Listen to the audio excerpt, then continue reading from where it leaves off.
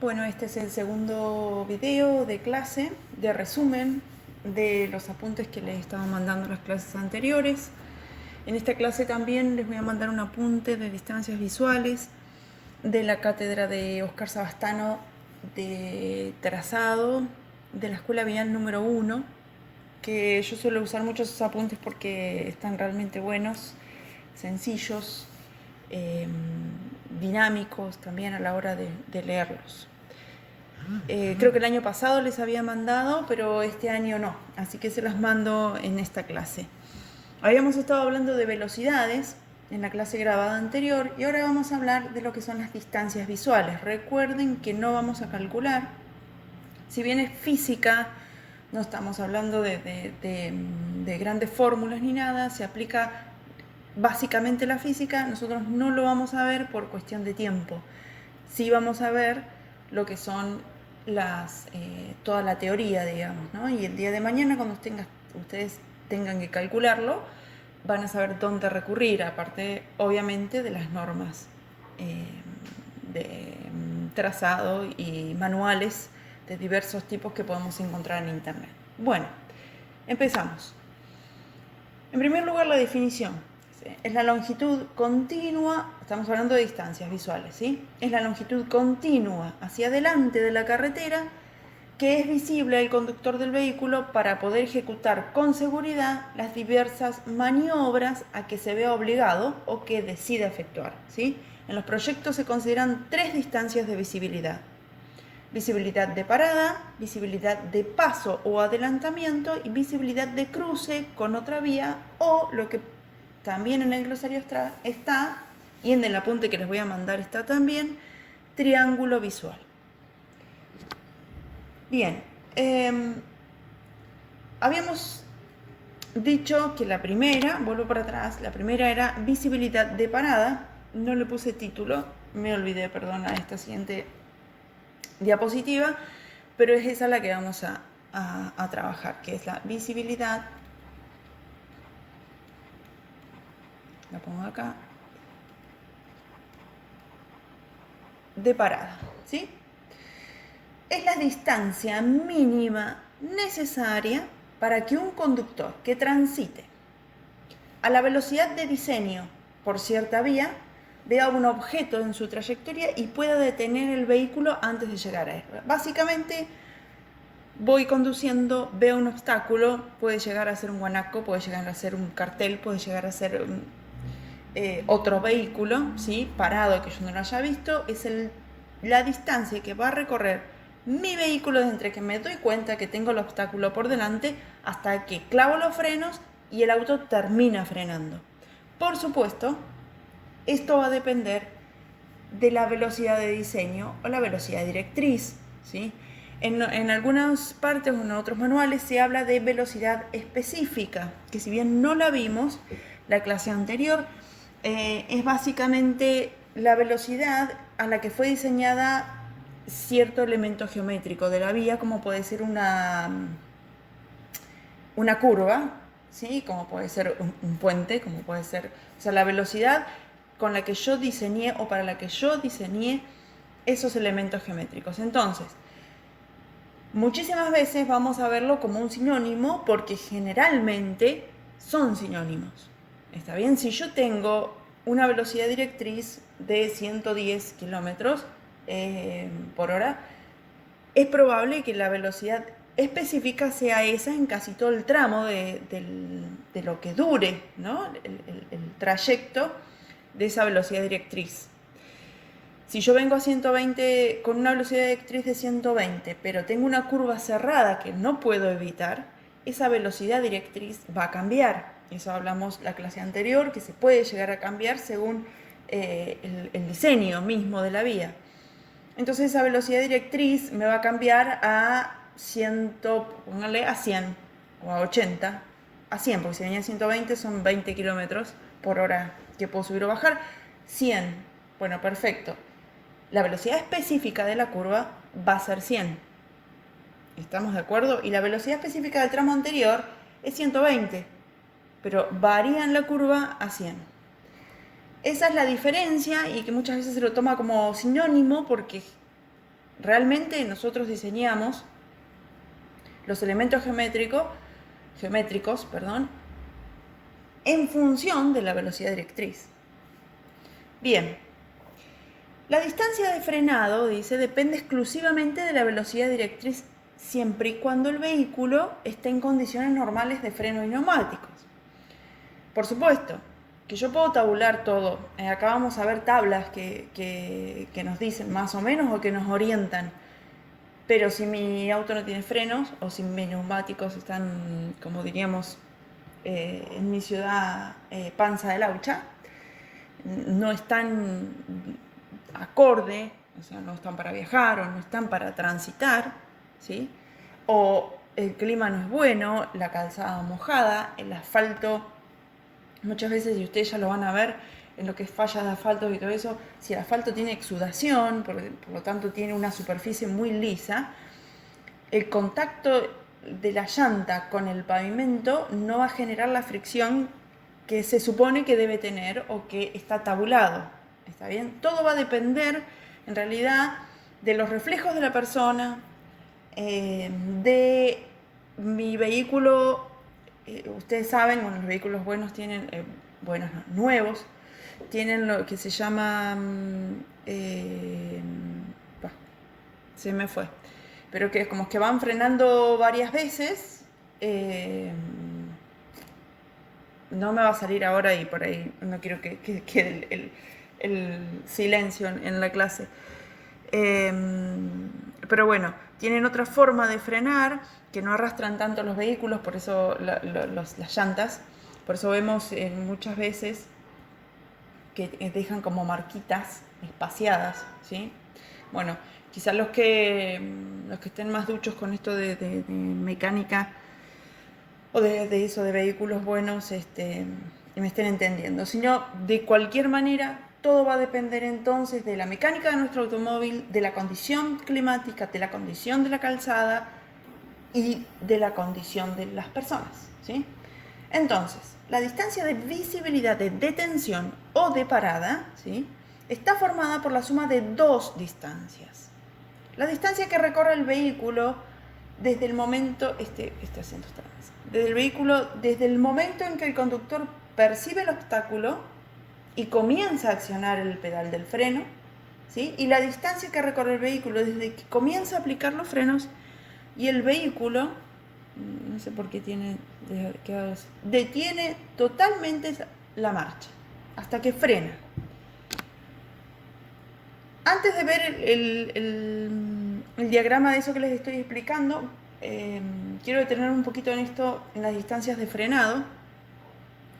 Cuando recién hablábamos que todo depende de las condiciones generales en las que vayamos a frenar, acá tenemos dos posibles escenarios, digamos, pavimento seco, auto, camino y clima óptimos, ¿sí? Estamos todos en óptimo estado. No habla de la persona, pero suponiendo que reacciona en un normal, o sea, que es una persona promedio, digamos. Entonces, a 40 kilómetros por hora va a tardar 19 metros en frenar. Ustedes fíjense que para una velocidad que no es tanta, son 20 metros. A 60, 35 metros en frenar. A 90, 65 y a 110 necesitamos casi 100 metros, una cuadra para poder frenar, ¿sí? Lo que ven acá no se alcanza a ver bien porque no era de buena calidad la foto, la imagen, perdón. Esta es el tiempo de percepción, ¿sí?, hasta que clavo los frenos y de acá a acá clavé los frenos y freno hasta que se detiene. Después, pavimento húmedo según diversas condiciones de humedad y deslizamiento. A 40, 42, miren que se va a más de la mitad. A 60, 88, a 90, 184 y a 110, 270 metros. Es abismal la diferencia cuando el pavimento está mojado. ¿Por qué? Porque no hay fricción, ¿sí? No tenemos fricción, llanta, pavimento, y eso sumado, que si hay más, que está la película de agua, nos vamos a encontrar con un hidroplaneo que ahí directamente nos saca de la ruta, ¿sí? Y después hablaba de una distancia mínima de 2 segundos entre los vehículos. Bien, sigamos entonces. Acá tenemos el gráfico que ustedes ven en el apunte que les envié y lo van a ver en este nuevo apunte, que dice la distancia de parada o de detención está por la distancia de reacción, de percepción y reacción, más la distancia de frenado. Ustedes fíjense, posición inicial, el conductor percibe la situación hasta que aplica el freno. Esta distancia que recorre desde que percibe el obstáculo, pónganle que hay un obstáculo, ahí, desde que percibe, lo ve, hasta que aplica el freno, es una distancia, ¿sí? Generalmente, este promedio es de 2,5 segundos. Se dice que la persona, en promedio, ¿sí? Esto es un promedio, dice que la persona ve, percibe el obstáculo y acciona al obstáculo, que es aplicar los frenos. Entonces, en el vehículo, y esto es física, voy a tener primero la velocidad, ¿sí? El vector velocidad, que va a depender de la velocidad que yo traiga este tipo de distancias, ¿sí? La fuerza que traía el auto en sentido de donde va la velocidad, el peso del vehículo y la fuerza de fricción que va en sentido contrario. Cuando yo aplico el freno, voy a tener, si el auto viene engranado, o sea, si aparte hacemos algún rebaje, el motor va a venir haciendo fuerza en sentido contrario, voy a aplicar los frenos. Si aplico los frenos con brusquedad, el neumático se va a bloquear. Por lo tanto, el vehículo, por esta fuerza que viene por la velocidad, va a generar un arrastre, ¿sí? Eso se usa mucho en el estudio de accidentes, ¿sí? Que las marcas en el pavimento del arrastre de los vehículos, cuando clavamos los frenos se bloquean los neumáticos, sirven para ver a qué velocidad venía el vehículo según la distancia esa de marca de vehículo. Bueno, pero suponiendo que no somos tan exagerados y que está a una distancia prudencial, vemos, apretamos los frenos, vamos a tener la fuerza de fricción, la fuerza que va a ejercer para este mismo lado también los frenos, ¿sí? Que va a ir deteniendo el motor y los neumáticos. Después tenemos la distancia de frenado, que es la que vimos anterior, lo que va a tardar el vehículo en detenerse a cero. Esta distancia de visibilidad tiene que estar contemplada en el diseño, o sea, distancia de visibilidad de parada. Nosotros, o sea, la ruta tiene que poder, si tenemos un cartel de pare, la distancia mínima, ¿sí? Al objeto que provoca el pare, ya sea un, qué sé yo, un cruce de vía, un cruce en la esquina, los carteles que tengan pare, tienen que tener la distancia mínima para poder frenar antes del objeto. Todo eso se estudia, y si bien está tabulado, hay mínimos. Siempre en las normas vamos a tener lo que son los mínimos absolutos, ¿sí? Los mínimos deseables y también los máximos absolutos y los máximos deseables, ¿sí? Siempre está entre estos límites. En este caso, el mínimo absoluto es como ponerse del lado de la seguridad, aplicar los mínimos deseables. Cuando no se puede, hay un mínimo absoluto. Menos de eso es ya jugar con la seguridad, y si eso pasa a revisión, obviamente no está en norma, se tendría que rechazar. Bien, acá tenemos la tabla, lo que yo les decía que estaban tabuladas todas estas distancias de visibilidad. Acá tenemos la tabla con las distancias. Velocidad específica, que puede ser la de diseño o la de diseño. Ahora la otra se me fue la palabra. Que son sinónimos, ¿sí? Distancia de percepción, reacción, la que hablábamos desde que me doy cuenta hasta que aprieto el freno, distancia de frenado a nivel y distancia de visibilidad de parada total. Entonces vamos a tener la velocidad, si venimos a 20 km por hora, nuestra distancia de percepción, reacción, va a ser de 13,9 kilómetros, no, perdón, kilómetros, metros. La distancia de frenado a nivel va a ser de 4,6 metros y la distancia de visibilidad total, que es la suma, ¿sí? 18,5 y se usa redondeado. O sea que para cada velocidad vamos a tener las diferentes distancias de visibilidad de parada tabuladas, ¿sí? Usándola como mínimo. Esta fuente es la AASHTO, ¿sí?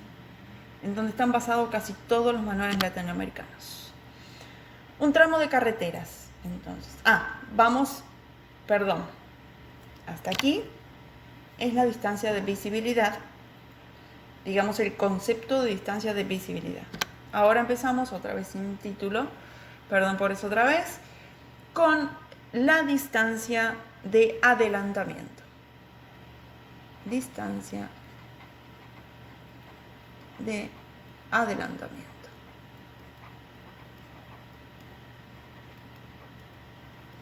Esta distancia va a estar conformada ya no por 2, sino por 4 distancias diferentes, ¿sí? Un tramo de carretera de 2 carriles y de circulación en 2 sentidos tiene distancia de visibilidad de adelantamiento. Cuando la distancia de visibilidad en ese tramo es suficiente para que en condiciones de seguridad el conductor de un vehículo pueda adelantar a otro, que circula en el mismo carril a una velocidad menor. Acá me quedó todo este espacio. Sin peligro de interferir con un tercer vehículo que venga en sentido contrario y se haga visible en el momento de iniciarse la maniobra de adelantamiento. Muchas veces, no sé si estaba acá, no. Muchas veces cometemos el error de ir detrás de un vehículo en la ruta, sobre todo cuando hay tráfico en la ruta, puede ser en época de verano, por ejemplo.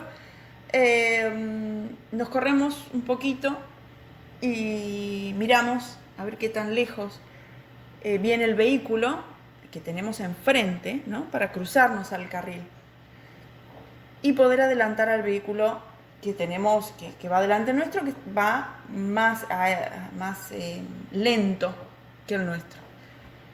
Cuando el vehículo que tenemos enfrente, o sea, cuando el vehículo que viene para nosotros, hacia nosotros, no viene a la velocidad directriz, sino que viene a más velocidad, cometemos el error de calcular mal y muchas veces nos mandamos a pasar un vehículo que no nos alcanza. La idea es que esta distancia de adelantamiento sea ponderando, porque la distancia de adelantamiento no puede decir, o sea, no se puede calcular pensando que el otro vehículo viene a más de lo permitido, ¿sí? Porque es una norma. Entonces, si el vehículo que tenemos de frente viene a una velocidad, la distancia de adelantamiento es aquella distancia entre estos dos vehículos, entre mi vehículo en el instante cero y el vehículo que tengo enfrente en el instante cero, yo pueda adelantarme, cruzarme de carril, pasar al que tengo adelante, volverme al carril que me corresponde y aún así quede una distancia. Ahora la vamos a ver. Entonces, dijimos que era la suma de 4 distancias. La primera distancia es la distancia recorrida durante el tiempo de percepción-reacción del conductor que va a efectuar la maniobra. O sea, me asomo, digamos, y decido pasarlo. Percepción, reacción. Percibo que puedo pasarlo, reacciono a ese hecho. La distancia 2 es la distancia recorrida por el vehículo delante durante el tiempo desde que invade el carril del sentido contrario hasta que regresa a su carril. O sea, el vehículo que yo pasé recorrió una distancia entre que yo me abrí, lo pasé y volví a mi carril, ¿sí? La distancia 3 es la distancia de seguridad una vez terminada la maniobra entre el vehículo adelantante, o sea, yo que vengo adelantando, y el vehículo que viene en dirección opuesta, recorrida durante el tiempo de despeje. O sea, hay una distancia de seguridad. Yo tengo que haber pasado con sobrado, ¿sí? Yo tengo que meterme en el carril y todavía tiene que haber distancia entre mi vehículo y el vehículo que yo tenía enfrente. Y por último, la distancia 4 es la distancia recorrida por el vehículo que viene en sentido opuesto, estimada en 2/3 de la distancia recorrida por el vehículo adelantante. Ahora vamos a verlo en el gráfico. Fíjense, distancia 1. Percibo que puedo adelantarme y acciono al hecho, ¿no es cierto? La distancia 2 es toda esta, ¿sí? Que se divide en 1/3 y 2/3. 1/3 dice que es hasta que yo invado el carril, ¿sí? Y después paso al auto que a su vez viene andando como yo, ¿no? Esto es a más velocidad. Paso y vuelvo a mi carril. La distancia 3 es la distancia de seguridad, que acá aparece poco, ¿no? Porque si ustedes se lo imaginan a esto a gran velocidad, un susto para los 3 vehículos. Pero en teoría es así esto. Imagínense que esto está más separado, ¿sí? La distancia 3 es la distancia de seguridad en la cual yo meto mi vehículo y todavía hay una distancia. Y la distancia 4 es la que recorrió el vehículo que yo tenía enfrente desde que yo me adelanté. ¿Sí? Todas estas sumas de las distancias es la distancia de adelantamiento. Por supuesto, una está en función de la otra y todo se calcula, como ya les dije, son fórmulas físicas que en esta clase no vamos a ver. Bien, ¿qué era lo que yo les decía antes? Si yo me largo antes de acá, o si por ejemplo suele pasar esto. Esto en teoría es que yo venga a una velocidad mayor a la de este vehículo, entonces puedo pasar, me adelanto. No me adelanto desde acá, ¿eh? O sea, esto está muy achicado, perdón, es una mentira. Yo me tengo que adelantar de más acá, pero si yo me cuelo atrás del vehículo, muchas veces en vehículos de potencia, no estamos hablando de 2.0 ni alguna camioneta ni nada, sino que les cueste levantar velocidad rápido. Muchos conductores pueden estar de acuerdo conmigo o no en esto, pero bueno, en la experiencia es así. Muchos conductores bajan un cambio para poder tomar velocidad más rápido, digamos, para poder adelantar, porque una vez que venimos atrás de este auto, nosotros tenemos que ganar velocidad para pasarlo, porque si nosotros venimos atrás un trecho, o sea, un recorrido X, vamos a tener la misma velocidad. Entonces, ese tiempo también debiera tenerse en cuenta en los cálculos esporádicos, ¿no? Estos son cálculos teóricos para dar distancias mínimas. Cuando nosotros tenemos acá, bueno, esto tiene doble línea amarilla, acá en Argentina doble línea amarilla significa no sobrepasar, ¿está bien? Cuando nosotros tenemos en la vía, en la ruta, doble línea amarilla, no podemos sobrepasar. ¿Por qué? Porque efectivamente las distancias visuales no nos estarían dando. Eso sucede cuando tenemos curvas verticales, en donde nos queda, esta es la curva vertical, ¿sí? El auto viene por acá, mi distancia visual, la distancia del conductor es esta. Si el auto viene acá, en el carril contrario, yo no lo voy a ver. Por eso en las curvas verticales tenemos doble línea amarilla siempre, y en las curvas horizontales tenemos línea amarilla de un lado, que permite no sobrepasar de un lado, ¿sí? Del lado que no tenemos visión. Y desde el principio de curva, esta es la curva, este principio de curva, fin de curva, nosotros vamos a tener una línea amarilla y la otra, presten atención la próxima vez que anden y que haya señalización en la vía, van a tener una línea discontinua que permite el paso de un lado y una línea amarilla que no permite el paso del otro durante 300 metros, desde el principio de curva, 150 metros de un lado y 150 metros del otro. Eso está por manual.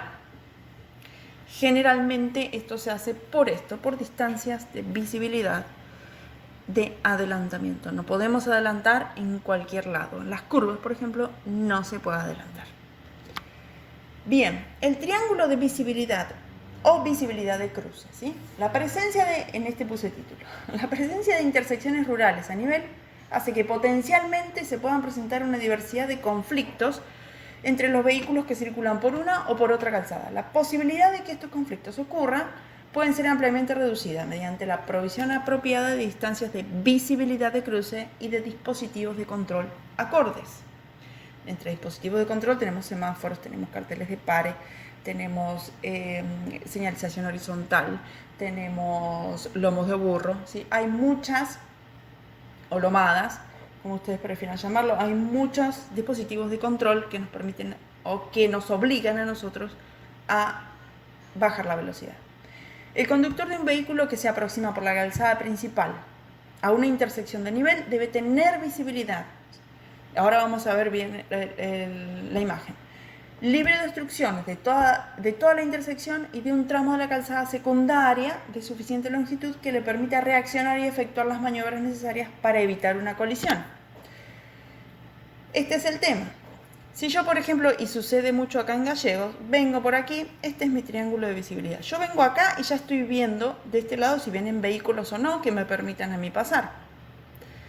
Ustedes fíjense que si acá tengo estacionada una camioneta gigantesca, mi triángulo de visibilidad se acota acá. Entonces, yo voy a llegar acá con el vehículo y todavía no voy a ver si viene algún vehículo acá. Ni le digo si esto, en vez de una camioneta, es un camión. O si tengo por aquí árboles. O si tengo vehículos estacionados. O si tengo tremendo contenedor puesto en la vereda. O sea, eso sucede mucho en las ciudades y teóricamente no debería suceder. Yo tengo que venir por una intersección y poder ver si viene un vehículo a lo lejos que a mí me permita reaccionar para evitar la colisión, como dicen, ¿no? Entonces, las ochavas deben estar libres de obstáculos de visibilidad. Y hasta acá. Esas son las distancias visuales y en la clase anterior vimos, en el video anterior vimos las velocidades, ¿sí? Les adjunto a esta clase de resumen también lo que les dije del PDF de Oscar Sabastano y ya la clase que viene estaremos empezando creo que con curvas. Que tengan buen finde y Dios quiera nos estemos viendo en cualquier momento.